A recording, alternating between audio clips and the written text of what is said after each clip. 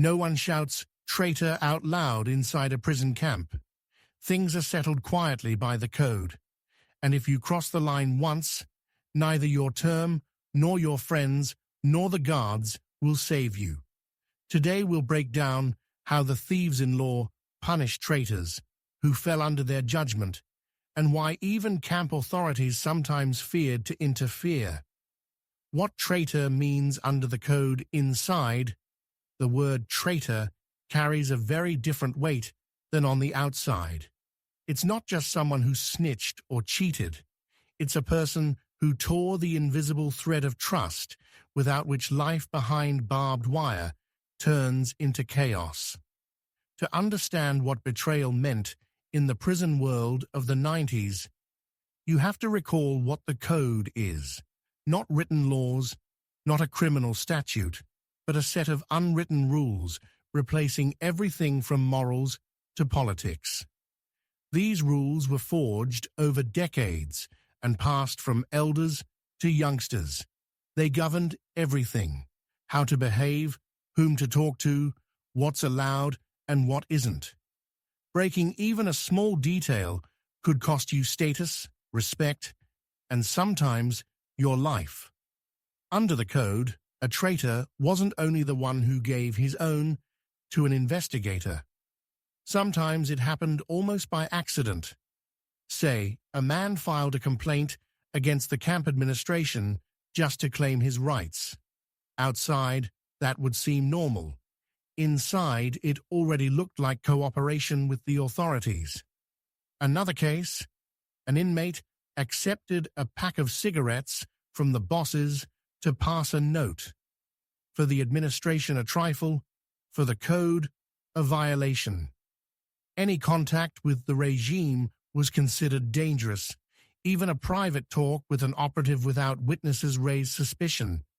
People could live side by side for years, share bread, and then see you once speaking with an officer, and that's it. They start avoiding you. No beatings, no shouting, no direct accusations, but the air around you turns icy. You feel you're no longer one of us. First, they stop inviting you to talks. Then they keep you out of business. And then they brand you. Sometimes, everything hinged on small things. For example, a man took an extra piece of bread from the administration when others didn't get any. From the boss's point of view, nothing special. But under the Thieves' Code, it looked like a deal: took from authority, sold yourself. Such an act wasn't seen as a petty everyday slip, but as a sign of inner weakness. And weakness there is more dangerous than illness. Another form of betrayal was stealing from your own. It sounds odd, someone's already inside for theft. Yet stealing from cellmates was considered the dirtiest deed. If someone took others' belongings, food, letters from home, this wasn't just a breach. It was a blow to the whole system, because everything rested on honesty within your circle. Sometimes a man could become a traitor, not out of malice, but from ignorance.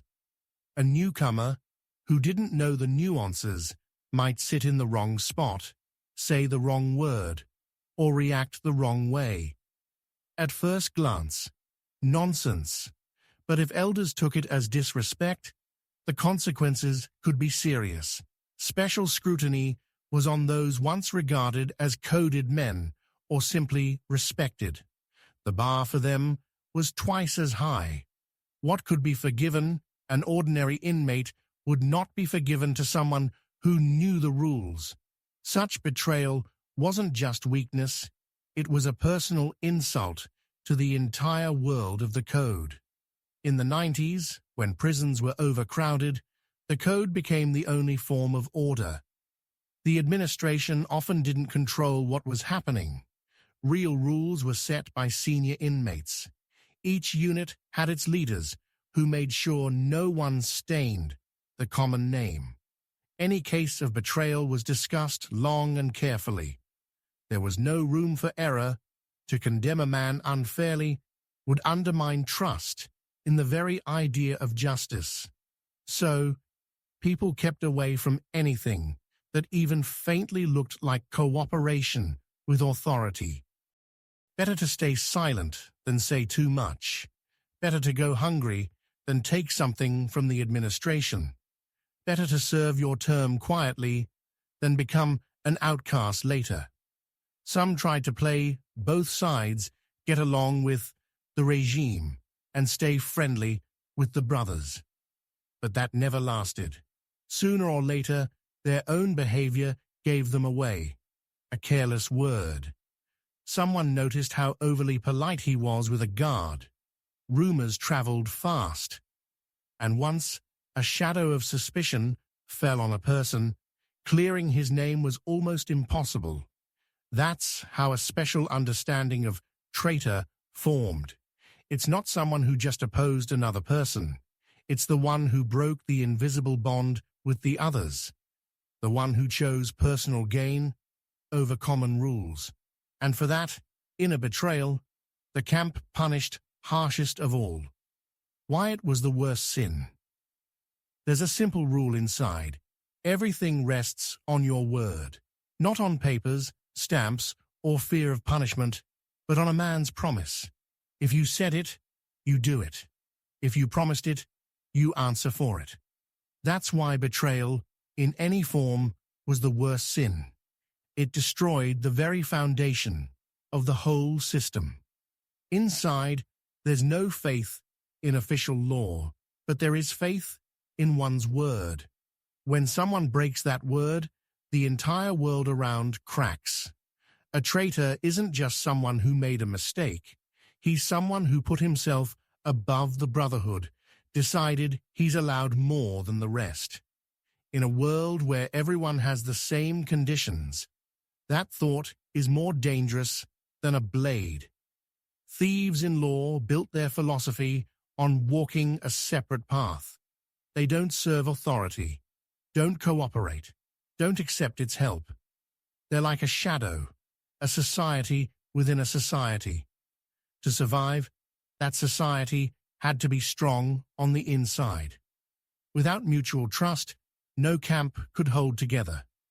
Because in the barracks, things were decided not by orders, but by respect and fear of losing honor. Betrayal broke the invisible pillars of that world. One person could trigger a chain reaction. He informed on someone, said too much, or simply broke under pressure. After that, no one could be sure who'd be next. And then came the most dangerous thing, mistrust. Where there's mistrust, there's chaos, informing, and drift. To prevent this, they kept the system clean, like a surgical instrument. When a man was caught betraying, the question wasn't whether to forgive. That wasn't up for debate. From the thief's perspective, he was already morally dead. They might not touch him physically right away, but morally, he disappeared. No one ate with him, talked to him, or greeted him. Even looking his way was shameful. Many under suspicion asked to be moved to other units. Some wrote requests for solitary just to escape the stares. It wasn't mere condemnation, it was expulsion from the human circle. In a place where every morning begins with roll call, and you live with dozens in a cramped barrack, that isolation broke people more than any beating. Why was betrayal worse than violence, theft, or any other crime? Because those acts, harsh as they are, still have a logic. Someone struck out of temper. Someone stole out of hunger. But a traitor acted coldly. He knew what he was doing and still turned against his own, consciously. In the thieves' world, betrayal meant abandoning honor. Honor is a thief's main wealth. Without it, he's nobody. You can be poor, old, sick. If you have honor, you're respected. A traitor loses even that. No more seat at the table, no sharing of bread, no memory of his name. He becomes a blank space. Elders would tell the young, "Don't fear the term, fear disgrace." Not just pretty words. In the 90s, with overcrowded camps and cheap lives, the only thing keeping the system from collapse was the fear of losing respect. Prison tests a person to the last drop. When someone gave up his own, it was seen as betrayal not just of people, but of the idea that bound them. Even those outside the thieves' world respected one principle: don't betray. Ordinary inmates understood. If he turned on someone today, he'll turn on you tomorrow. So they kept such men at a distance. No trust, no common business. Even the administration treated these people warily. Yes, formally they helped the investigation, gave information. But officers knew, if he betrayed his own, he'll betray you one day. So a traitor stood alone against both the camp and the authorities. No one truly protected him. For Thieves-In-Law, it wasn't enough to punish. They needed to show everyone that trust is sacred. No benefit, concession, or fear can excuse betrayal. Punishment wasn't revenge, it was cleansing. As if the system cut out a rotten part so the whole chain wouldn't decay. You could say the thieves' ethic resembled a monastic rule turned inside out. It had its own idea of faith, not in God, but in one's word, in honor, in the law of brotherhood. Break that faith, and you become an outsider. And outsiders don't last long there. That's why betrayal was the worst sin. It destroyed everything: trust, respect, and the very idea of unity. Not just a misdeed virus to be cut out at once before it infects everyone. How they decided a rat's fate. Nothing was decided in haste. Even when everyone knew a man was stained, punishment didn't follow immediately. Any mistake could cost the entire camp its authority, so Thieves-In-Law handled such cases carefully, almost like judges. When suspicion arose, the quiet talks began. Not loud, not for the whole barrack between elders. Who heard what? Who saw what? Who spoke to whom? Everything was gathered bit by bit, like a puzzle. Only when the picture formed did they call a council, those with the right to decide. A council wasn't just a chat. It was an internal court, attended by respected men, representatives of different units, sometimes even envoys from other camps. Everyone understood. The decision would be final. If you erred, you couldn't undo it later. There was no fuss, no threats. Everything was calm, almost cold. Each spoke in turn, without emotion. If someone got heated, they'd be stopped. Calm down. This is a review, not a street argument. Rule 1 here: everyone, even the suspect. Sometimes he got a chance to explain why he did what he did. If it felt sincere, they might postpone the decision and recheck the facts. If words clashed with deeds, the matter became clear. Evidence mattered, not as a courtroom formality, but as a point of principle. They couldn't condemn a man on rumors. Otherwise, anyone could be next, so they checked every word and every witness. They might send someone to another barrack to quietly verify the claim. They read letters, listened to conversations. If confirmations appeared, that was it. Discussion turned into summing up. When guilt was obvious, the decision was unanimous. If even one respected man doubted, the council could be postponed. It was crucial to remove all doubt, because the consequences were serious. Ordinary inmates weren't allowed in. They could only guess that behind a door, someone's fate was being decided. If someone whispered in the evening, "Council tonight," a hush spread through the camp. Everyone knew. Something will change after this. At times, the verdict wasn't told to the condemned right away. He might be given a couple of days to understand, on his own, that it was over. No more handshakes, no more conversations. People avoided even eye contact. He felt it. The sentence was already passed, just not announced. That atmosphere weighed heavier than any threat. Many couldn't stand it, asked to be moved to another unit, to solitary, anywhere not to wait. Other times, if he refused to admit guilt to the end, the council reconvened. Witnesses were brought, proof presented. When no doubt remained, they voiced the decision. The line everyone feared to hear. The matter is closed. No more claims to him. Sounds harmless, but everyone knew it was closed forever. After those words, everything happened quickly and quietly. If the man had earned respect in the past, they might let him leave on his own. A rare, almost symbolic mercy. More often, the decision was carried out by those who'd been given the go. A thief-in-law didn't do it himself, but his word gave the green light. In rare cases, the punishment was replaced with demotion, loss of status, respect, and the right to sit at the common table. Worse than any physical punishment. Inside, what matters isn't the body, but the name. Without a name, you're nobody. You can walk, breathe, eat, but to everyone else, you're already a blank space. There were exceptions. If it turned out a man had been framed, all who took part in accusing him had to apologize. A matter of honor. To err was shameful. So elders always said, "Don't rush to judge check first." Sometimes the council convened over a group, not one person.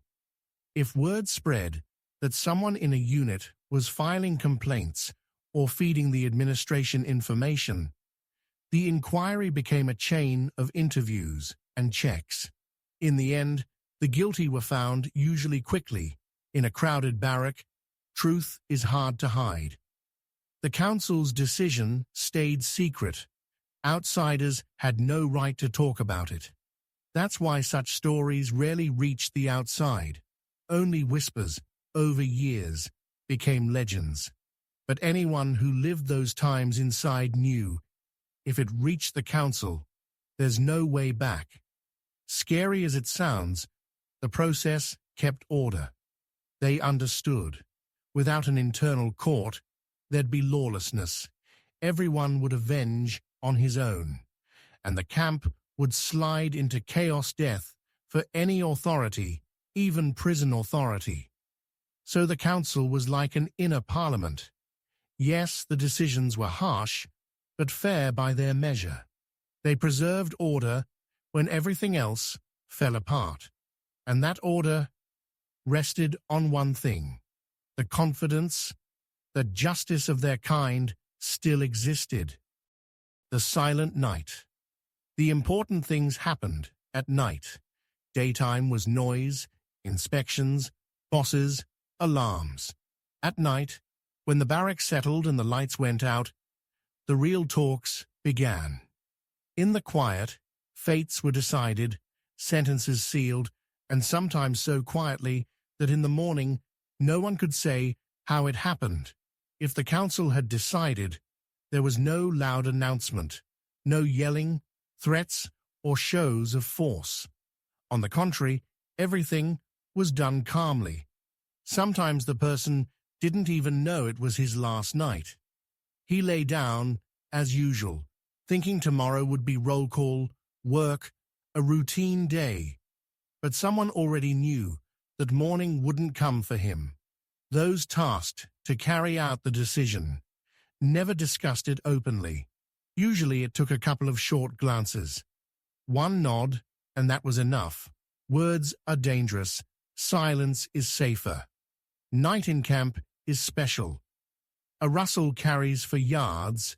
Footsteps echo on concrete.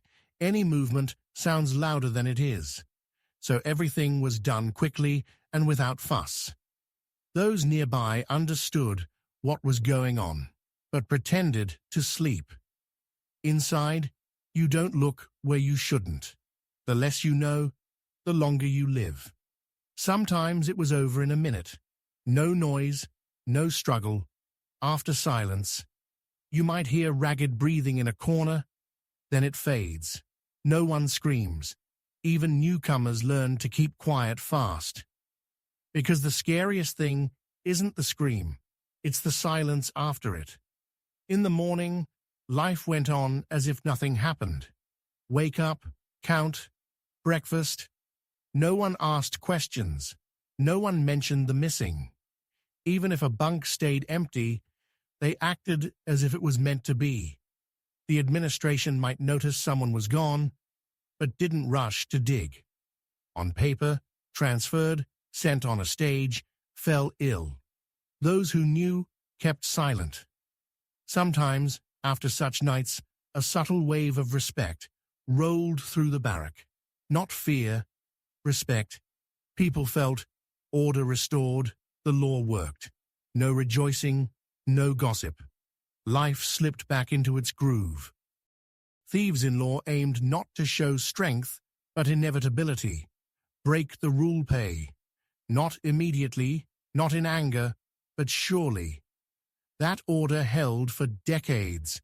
While other structures broke and reformed, the thieves' system stayed the same simple rule. You violate, you pay. Curiously, there was no malice those nights. Not revenge, not fury. It was carrying out a decision already made, as if someone was doing a duty. Quietly, without theatrics, that was their philosophy, calm, even when a man's fate was at stake. Many who did time in the 90s remembered those nights for life. They said the worst part wasn't what you saw, but what you heard. Soft steps, a door creak, a brief whisper, and then a silence that lasted forever. Silence etched deeper than any sound. It meant the end. Some sensed they were next. They tried to get ahead, ask for a transfer, get into solitary, fake illness. Few escaped for long.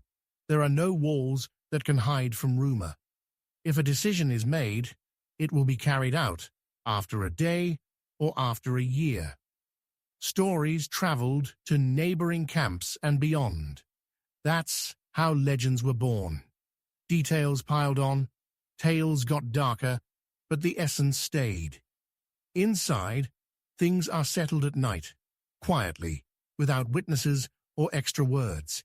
If you hear steps in the dark, better keep your eyes closed. The silent night became the symbol of the system. No drama, no spectacle, only order restored by their law. No rush, no noise, no trace. And that's why the administration rarely interfered. They knew it would be calmer and safer this way. One disappearance meant fewer headaches than a riot. Silence became the main tool. Not fear, not forced silence. In it lay the meaning of prison justice of the 90s. On the outside, words can twist everything. Inside, silence speaks louder than any confession. If the guilt wasn't full, not every story ended with a silent night. Sometimes guilt wasn't clear, or the misdeed didn't rise to full betrayal. Those were the hardest and most dangerous cases because there are no half-tones inside. If a man stumbled but didn't consciously harm, the decision was careful. Thieves-In-Law knew you can't equate a mistake with betrayal. Otherwise, anyone who slipped by accident would end up below zero. That would break the inner logic. Overcrowded camps meant people lived shoulder to shoulder for months and years. Conflicts were plenty. Wrong word, bread not shared, not standing when an elder entered. Small things could escalate. But if a man had no trail of shady behavior, the council could soften the verdict. The main measure for partial guilt was demotion. It meant the man no longer belonged among men or blatni. He dropped into the lower castes, sometimes called offended, sometimes simply separate. He lost the right to the common table, to common things, even to touch what others used. Anything he touched was stained. To outsiders, that may sound like nothing, but inside, it was worse than death. Life without contact, respect, or a human gaze turned into torment. He could walk, breathe, eat, but morally he vanished. Every day reminded him he'd stumbled and now lived outside the circle. Some tried to win respect back after years, transfers, other camps. They behaved right, helped others, kept their dignity. But regaining the old name was nearly impossible. Even if no one knew in the new camp, rumors eventually arrived. Prison memory is long. Rarely they set a probation period. A chance to show the lesson was learned. If he stayed clean for a set time, he could re-enter the circle. Such cases were few. Trust is fragile, especially behind bars. Punishment depended not only on the act, but on the person. A quiet, calm man might get a lighter hand. If he'd strutted before, any slip looked like pride, and the sentence was harder. Sometimes a man had signed something under questioning, but later refused to cooperate. Formally, a betrayal. But if he went no further and didn't give anyone up, they might soften the outcome. He wasn't removed, but his status changed. He was no longer equal. Demotion wasn't just shame, it was isolation. You sit among people, yet feel a wall between you and everyone else. No eye contact, no name spoken, no shared bread. Many broke under it. Some lost their mind. Some tried to end it themselves. Others accepted it as payment. From the thieves' view, leniency was also justice. If a system punishes everyone the same, it stops being fair. So despite the harshness of the 90s, the code had flexibility, merciless at times, but not always heartless. If later witnesses proved a man innocent, the council gathered again. If the mistake was real, they overturned the decision, an honor-bound act. Rare, but it happened. Even in prison, justice must have a place. Some were left alive, out of respect for past deeds, help given, risks taken. No one forgot he was stained, but they let him finish his term in peace. The code doesn't forgive. It only closes its eyes when it sees repentance. These milder measures created balance. If the only punishment were the harshest, the camp would have drowned in fear and blood. Fear breeds chaos, not order. The smart knew. Sometimes making a man's life unbearable is enough for him to understand. No more is needed. Everything rested on an inner sense of justice, sometimes stern, sometimes oddly humane. It worked. Those who survived demotion knew. It was a chance to stay alive, even without a name. For many, that chance was worth more than freedom. Punishment by other hands. Not everything was done by the lawgivers themselves. Thieves-In-Law rarely picked up a blade or a club knot from fear, but principle. Their power was not brute force, but word, respect, and a system that obeyed without orders. If they passed judgment, others carried it out. That's what the code demanded. Paradoxical, the man whose word is law doesn't touch the punishment. But that's the logic. A lawgiver shouldn't get his hands dirty or lose cool. He guards rules, he doesn't execute them. So when the council ruled, the matter is closed, others did the dirty but necessary work. Such people were simply called cleaners. Sometimes they wanted to earn respect. Sometimes they owed the brotherhood and were paying the debt.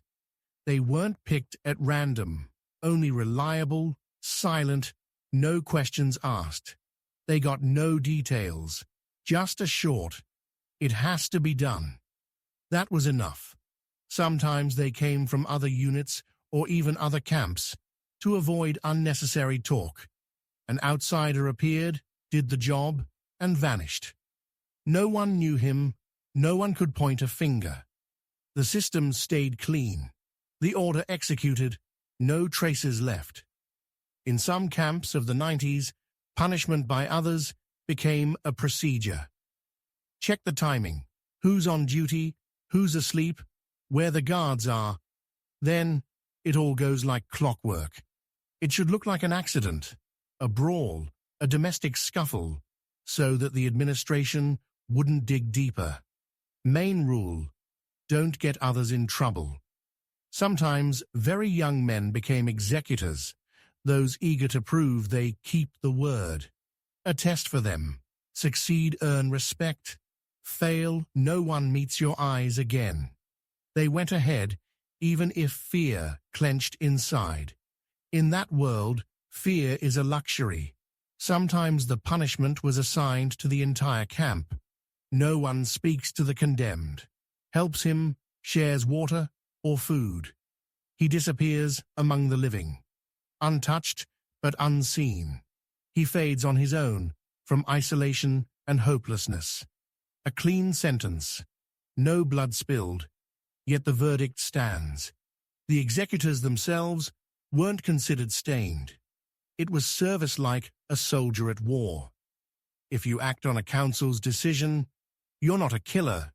You're the instrument of law. No cleansing needed afterward.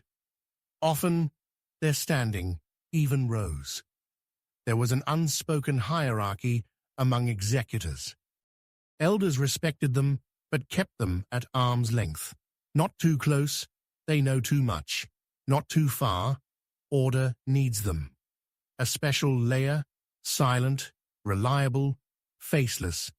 The administration often knew who did the work, but rarely interfered. Remove the cleaners and chaos begins. Everyone will take justice into their own hands, dangerous for all. So bosses looked the other way, while it stayed quiet. If something surfaced, the report read, "Accident." At times, thieves removed their own executors afterward. If the job was sloppy, innocents were hurt, or someone talked. Such mistakes ruined authority. So executors lived on a razor's edge, respected and closely watched. The system seemed brutal, but it had its logic. Thieves-in-law couldn't act themselves without losing the status of judges. Punishment by other hands kept a distance between law and blood. A balance. Some decide, others execute, and the rest see that order works. Sometimes punishment didn't require force. Executors could simply cast a shadow, make it clear someone was being watched. A couple of looks, a couple of hints, and he no longer slept. Many asked for transfers or even turned themselves in just to get away. Fear was the strongest tool working without noise or blood. But one rule stood: no executor had the right to act without a council's decision. If someone took matters into his own hands, even against an obvious traitor, he himself could be punished. Because then the order is broken, and under the code, order is sacred. So the thieves' system balanced cold calculation and cruelty. Punishment always went through other hands, yet responsibility lay with those who gave the word. That word weighed more than a judge's sentence. Papers meant nothing. People and their silence meant everything. When the administration intervened, usually the inner laws ruled, until authority stepped in. Camp officials knew there was a parallel world inside, its own hierarchy and rules. Operatives, duty officers, wardens, all understood you can control hundreds behind barbed wire only when they keep order themselves, so they rarely meddled in thieves' affairs. But sometimes silence wasn't an option. Most often, it happened when a conflict became too visible. Tension, rumors, night meetings around a particular inmate. The wardens saw everything. Ignore it today, face a riot tomorrow, so sometimes they hid a person. The simplest way transfer. Quietly stage him to another camp. On paper, at personal request, for safety, per operational info. In reality, just yanking him from where punishment loomed. Sometimes it saved a life. More often, it delayed the inevitable. Rumors travel faster than prison stages. In a month or two, the matter caught up with him there. Other tactics, a preventive sweep, sudden shakedown, search of belongings, nighttime head count, formally to maintain order.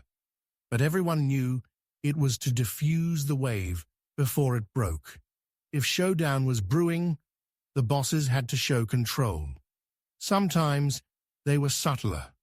When thieves gathered for a council, they were summoned one by one to talk, to check papers, disrupt the rhythm, sow doubt, drag it out. Didn't always work, but bought time. They knew, once the council concludes, it's too late. Still, authorities seldom touch the essence. The camp is like an organism. Rough interference causes inflammation. There was an unwritten pact. The administration leaves internal affairs alone. In return, no attacks on guards, no disorder. That balance kept camps running for decades. In the 90s, as the system wobbled and top-down control weakened, many wardens simply looked away. As long as it's quiet, it's fine. No riot, no questions about why someone vanished at night. Sometimes the bosses even nudge the lawgivers. This one is a problem, take a look yourselves. Shifting responsibility. The reverse happened too. If thieves tried to punish their own, in public, the administration hit hard, segregation, solitary, transfers. Not from mercy, but fear of oversight from above. Any public conflict could end a warden's career. So sometimes a man was saved not by respect, but by the need to close the report. At times, the administration used traitors for its own ends, special protection, better conditions, cigarettes, even separate housing. On paper, for safety. In reality, to extract information. Everyone knew it was temporary. Once interest faded, he was alone again. No authority could save him then. Some officers admitted, "We can't keep order without them." By them, they meant the thieves. Paradoxically, the state system depended on those it called criminals. They could manage the masses better than any order. The thieves knew it, acted confidently, aware that bosses wouldn't intrude without a very good reason. Sometimes there were quiet negotiations. The warden would call in a respected figure and say, "We need calm. Don't touch anyone until we finish our checks." The thieves agreed. They didn't want chaos either. To them, the camp is a home of sorts. No sense in wrecking your own house. If a traitor was close to the administration, a helper, a trusted go-between, things got tricky. Lawgivers knew punishment might trigger retaliation from above. They postponed, waited till he got out or landed elsewhere, and settled the matter there. So intervention didn't break the system, it adjusted it. The thieves knew when to wait, when to step back to reclaim ground later. Patience made them dangerous. No rush, no nerves, just the right moment. To ordinary inmates, it was a shadow theater. On the surface, silence, routine, reports. Inside its own life, verdicts, justice. If someone vanished one night, no questions were asked. Everyone understood. The administration knew and chose not to see. That's how the camp stood on, a silent pact between power and thieves. Each side got its share. One order and paperwork, the other respect and control over the crowd. As long as the balance held, life was calm. Break it and you got riots, transfers, blood. So intervention was always measured just enough to keep the system from collapsing, without destroying the other law that worked better than the official one. Rare cases of forgiveness. The word forgiveness sounded like a myth. Few believed in it, yet everyone knew it happened somewhere, sometime. Very rare, exceptional, like a flash of light in a place ruled by shadow. The thieves' law knew no softness. It was built on cold justice where every act had a price. But sometimes a man broke rules not out of meanness or profit, but from folly, weakness, or circumstance.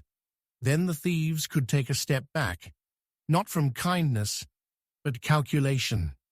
If a man did no direct harm to the brotherhood, didn't give anyone up, didn't inform, just stumbled, he might be left alive. They didn't call it forgiveness. More like they left him alone. They simply stopped touching him. But a wall rose between him and the rest. He lived nearby, but outside the circle. Sometimes sincerity decided everything. If a man openly admitted the mistake, no dodging, no excuses, it earned respect. Inside, they respect honesty more than flawlessness. Some ask for a counsel themselves. Gather, I'll tell it straight. And they did, without tears or pleas. Such confessions sometimes stopped blood. The elders saw not a rat, not a traitor, but a person who slipped and was ready to bear the consequences. In such cases, shame could suffice. Strip respect, bar him from common affairs, but let him breathe. A wise choice. Taking a life is easy. Keeping order without it is real skill. Sometimes forgiveness came years later. A man served his term, got out, started over, yet a stain from the past remained. If over time, elders heard he hadn't sunk, hadn't betrayed again, hadn't turned on people, they could reconsider. Messages traveled through stages. Let him live in peace. The matter is closed. Not full acquittal, just no longer an enemy. Sometimes it depended on who had imposed the punishment. If the council had decided in a heated moment, under tension, elders might call it hasty. They convened anew, reviewed papers and witnesses. If they felt the man didn't deserve the harshest outcome, they overturned it. Rare, but those cases became legends. Forgiveness didn't restore status. He might remain lower, but without constant pressure. No friendship, but no contempt either. He could live in peace if he didn't falter again. Inside, that was almost a happy ending. Sometimes past merits weighed in. A man who once saved someone, or helped in dire times, this wasn't forgotten. Even if he stumbled later, elders could say, old merits don't vanish. It didn't erase punishment, but softened it. Decided quietly, without discussion. Everyone simply understood. Don't touch him.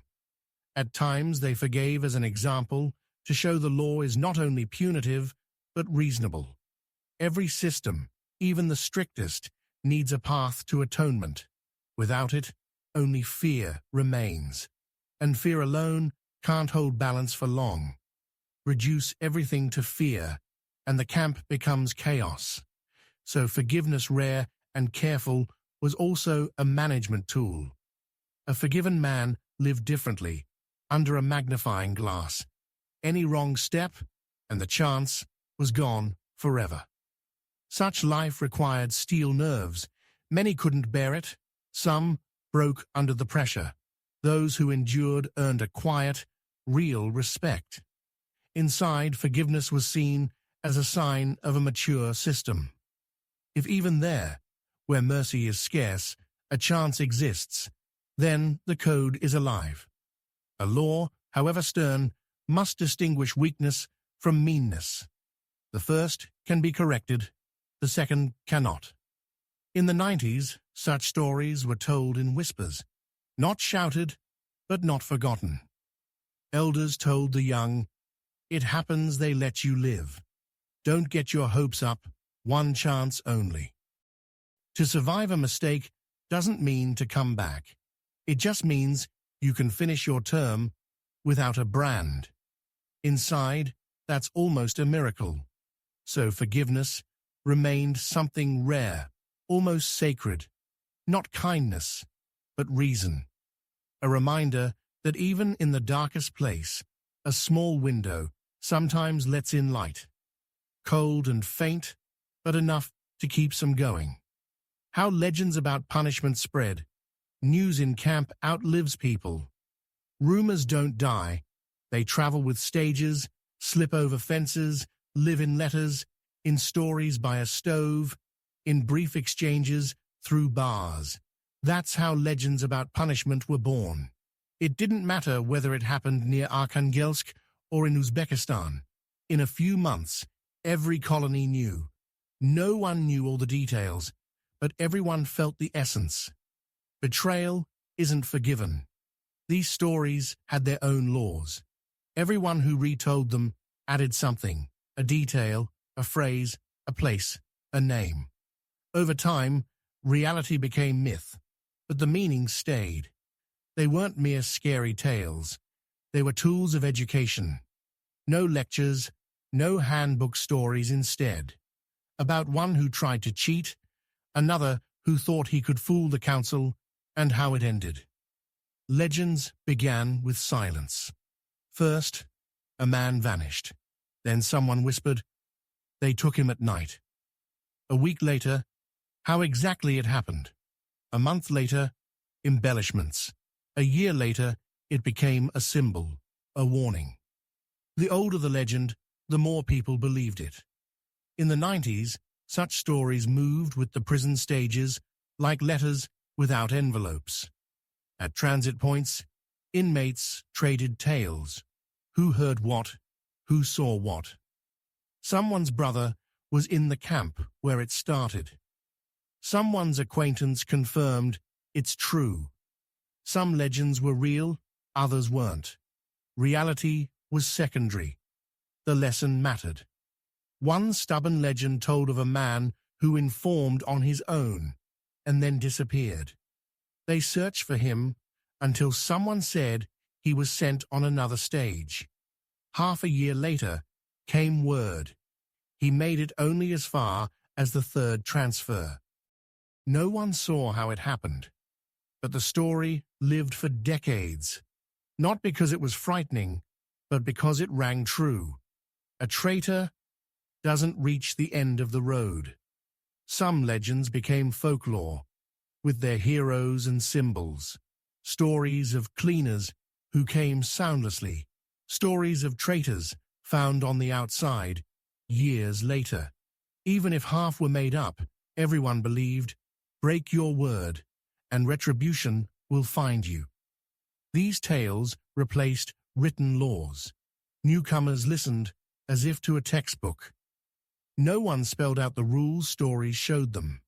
Everyone understood the boundaries, what's allowed, what isn't.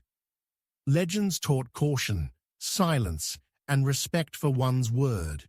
Through them, the ideology of the thieves' world was passed on. Some legends had unexpected endings, like the man set to be punished, who came to the council himself and said, "I am guilty. Do what you must." The elders spared him. The story traveled as an example of courage and honesty. No one knew if it truly happened, but the message was simple. Don't fear truth, fear lies. Some legends were almost song short, with refrains easy to remember.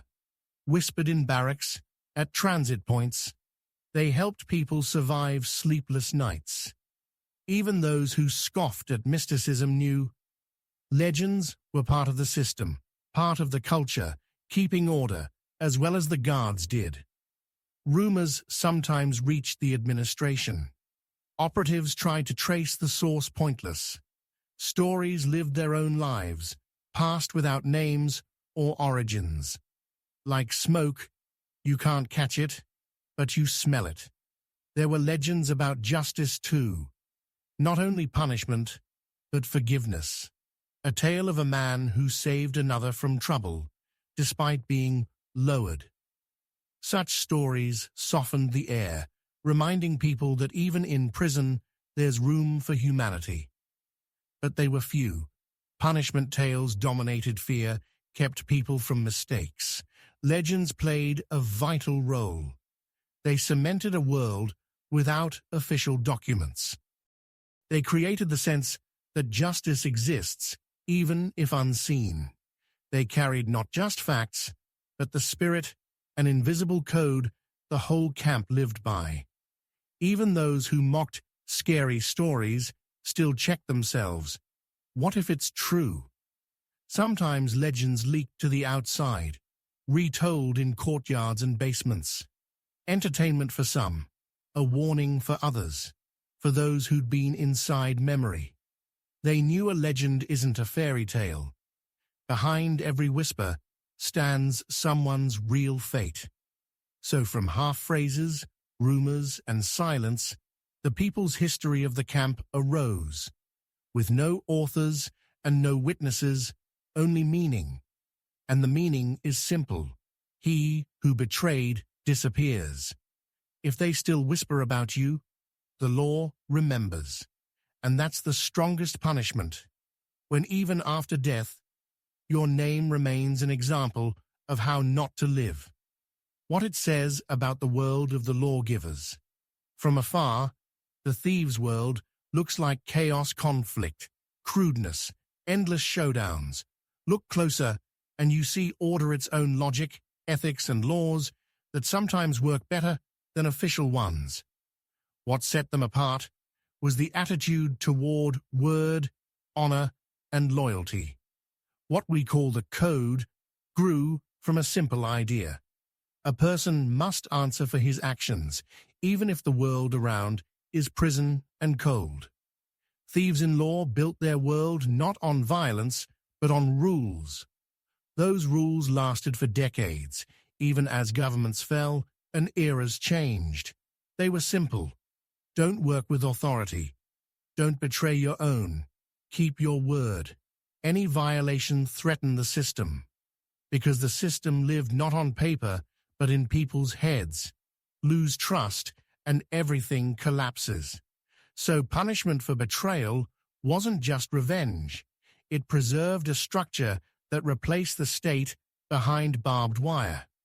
You can argue whether it's cruel or right, but in prison culture, fear of losing respect was stronger than fear of punishment. The administration could shout, lock, threaten. People still held on. But a stain on your name, and it was over. Without respect, you can't live a day. It's like losing your name. Their world was closed, almost religious rituals and symbols. Code sounded like a commandment. Honor like faith. Enter that world and there's no exit. You can die, serve your term, even leave the country. But renouncing the code means losing everything. For them, morality and survival were the same thing. Why did it endure? Because the system was built on responsibility. Inside, no one waited for someone else to decide. Each answered for his word. Promise, do it. Swear silence, keep it, even under pressure. It was a form of inner discipline often lacking outside. The paradox, people outside the law created the most resilient kind of law based not on paper, but on conscience. They didn't believe in authority, but they were authority. No uniforms, no ranks, no documents. Their power rested on respect. They couldn't force, but they could persuade. When such a man spoke, everyone listened, from newbie to elder. Not fear, recognition of inner authority. Anything touching betrayal, they felt sharply, not just a broken rule, but a crack in the foundation. Let one betrayal pass, and the system falls tomorrow. So punishment was inevitable, cold, quiet, precise, not for cruelty's sake, but to preserve order. That separated them from ordinary criminals. They had boundaries and found meaning within them. They forged a code of honor, dark, harsh, but honest. It didn't justify evil. It set limits. There was no place for betrayal, because betrayal destroys trust. And without trust, there is no society, even a prison society. When someone broke that rule, he was removed not from hatred, but necessity.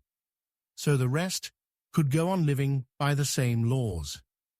Paradoxically, much of the thieves' code arose as a response to state injustice. In the 40s and 50s, when camps crushed millions, only that ethic preserved a shred of dignity. It gave people the sense there are rules you can't break, even if the world collapses. In the 90s, when everything shook again, that system proved stronger than the official one, because people believed in it, and belief is the strongest weapon, where there's nothing but bars and concrete. Of course, the code isn't perfect, harsh, sometimes unfair, sometimes cruel to those who simply didn't understand the rules. But it had a backbone, one that held whole worlds together when chaos raged outside. That's why the code outlived decades and regime changes. As long as there are people inside who believe in honor and word, the system won't vanish. What we see from outside silent nights, councils, verdicts, is just the shell. The essence is this. Thieves-in-Law built a morality where a man's word is worth more than his life. That makes their world unlike any other. Frightening, yet logical, harsh, yet orderly.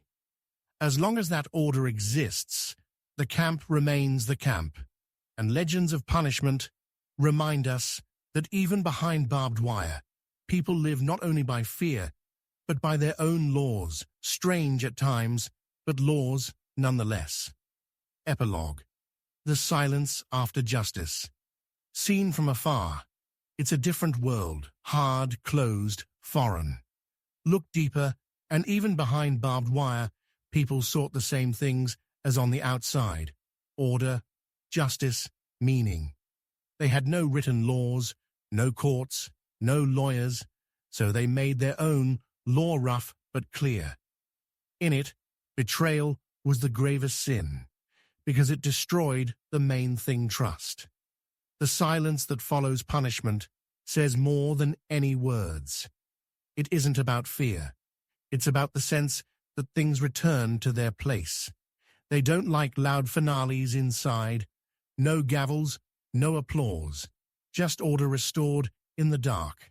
And in the morning, routine. Roll call, breakfast, head count. Life goes on as if nothing happened. The guilty one disappears not only physically, but from memory. No one speaks his name. It fades from conversation. Perhaps the harshest punishment is not death, but oblivion. In a world built on respect, to be erased from memory is to cease to exist. If you think about it, the system reflects the larger life. On the outside, a person can hide behind words and laws. There, only deeds remain. No masks, no compromise. Either you keep your word, or you're nobody. Maybe that's why those legends still live. Not just about thieves, councils, and punishment, but about the choice of who you are when no one sees. About loyalty that doesn't depend on uniforms or rank. About honor that isn't for sale. Much has changed today. Laws are milder, camps are different. But deep in memory, a code still lives. Do not betray. It's not written in books, not taught in class, yet anyone who heard these stories remembers their meaning. Because the essence is simple and timeless. True justice doesn't need loud words. It arrives quietly, and after it, only silence remains.